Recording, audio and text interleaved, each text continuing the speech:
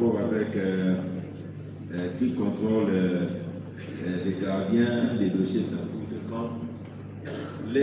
La question qui contrôle les gardiens ne doit pas se limiter à l'IGF. Posez-vous aussi la question qui contrôle la Cour des comptes.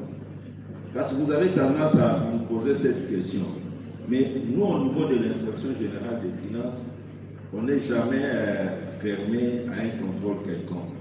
Tout d'abord, nous sommes un service de contrôle, nous sommes de l'administration. Nos rémunérations, notre fonctionnement est directement pris en charge par le ministère des Budgets et le ministère des Finances.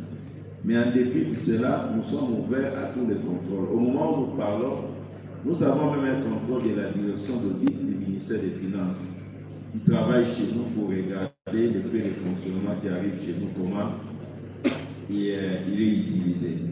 Nous avons déjà reçu le contrôle de la Cour des comptes dans le cadre de la révision des comptes pour vérifier l'utilisation des faits de fonctionnement. Donc, nous sommes régulièrement contrôlés par les structures qui sont habilitées à contrôler les fonds publics. On n'est pas fermé.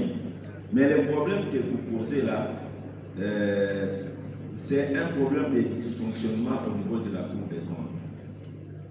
Les magistrats qui sont ici savent que la Cour des comptes est une juridiction financière qui ne fonctionne pas comme les juridictions de droit commun.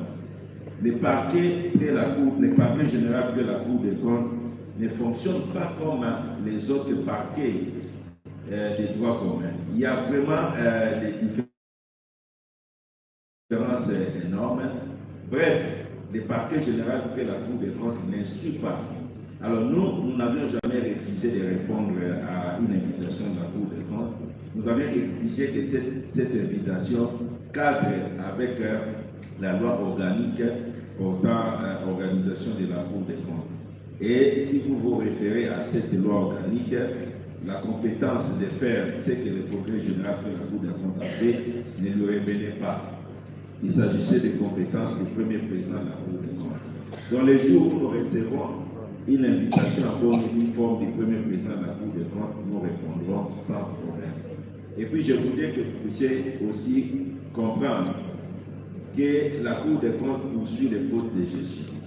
Les cas présents, il s'agit des inspecteurs des finances qui sont en mission à la GECAMI, et la GECAMI sollicite de ces inspecteurs l'organisation de séminaires de renforcement des capacités au profit des auditeurs et des agents de passation des marchés de la GECAMI. Et la GECAMI s'engage à payer cette formation d'un mois.